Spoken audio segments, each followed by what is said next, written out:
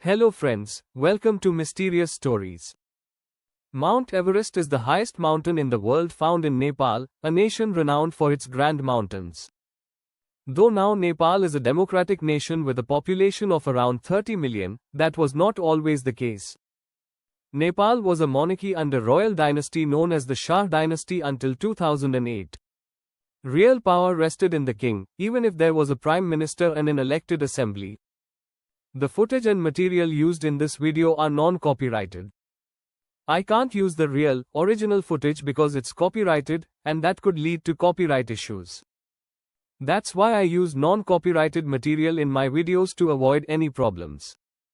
Large-scale demonstrations calling for a democratic type of government started all around the country in 2006. King Birendra was had to resign as this movement resulted in the end of monarchy in 2008.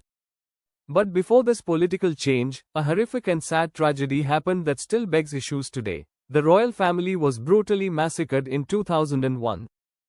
On the night of June 1, 2001, a horrible occurrence transpired inside the royal palace. Following dinner, King Birendra, Queen Aishwarya, and other royal family members were in the billiards room. Despite the heightened security, they were calm, enjoying each other's company.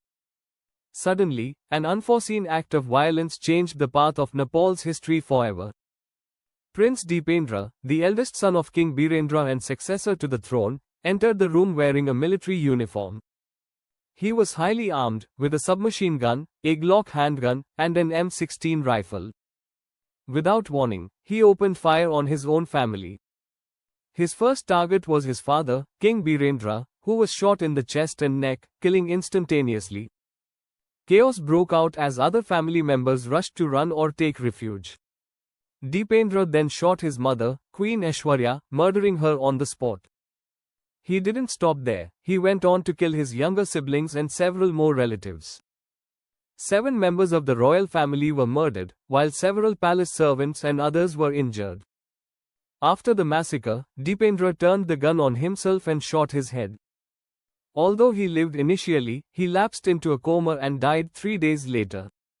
The people of Nepal were in total disbelief. How could the crown prince, someone groomed to be king, commit such an atrocity? Why would he do such a thing?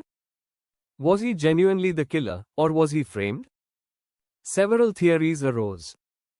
The most frequently recognized one relates the slaughter to Dipendra's romantic engagement with Devyani Rana, a woman from India's famed Gwalior royal family. Though Devyani's family was politically strong and affluent, Queen Aishwarya apparently disapproved of the match, considering the Ranas were socially inferior, despite their wealth.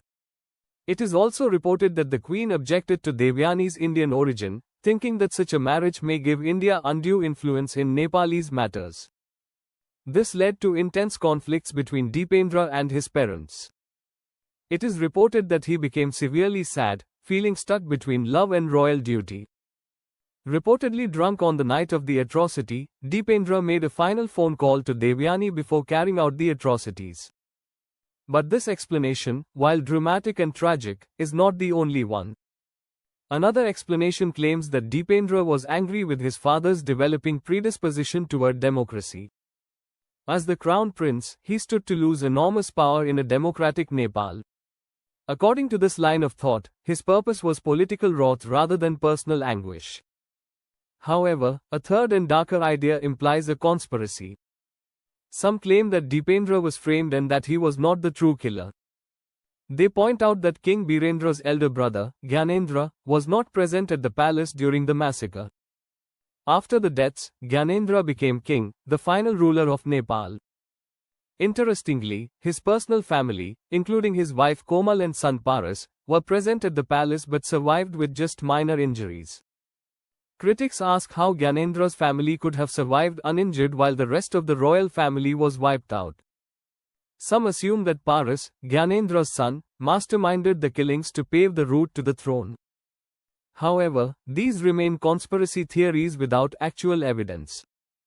Following the massacre, the Nepalese government appointed a high-level panel headed by the Chief Justice and the Speaker of the Assembly.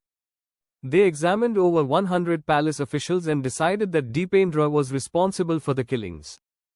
Yet, many people still refuse to trust this narrative. The lack of transparency, little forensic evidence, and contradictions in the official narrative provided cause for doubt. The slaughter left the royal family profoundly damaged. Public trust weakened, and by 2006, protests against the monarchy reached a boiling point. 2 years later, in 2008, Nepal officially became a republic, and King Birendra abdicated the throne, ending the 240-year-old monarchy.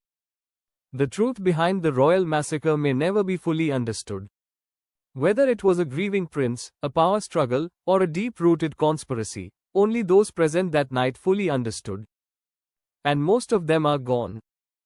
If you enjoyed this story and want to hear more real-life mysteries and chilling tales, don't forget to like this video and subscribe to the channel. Hit the bell icon so you never miss an upload. Thanks for watching, and stay curious.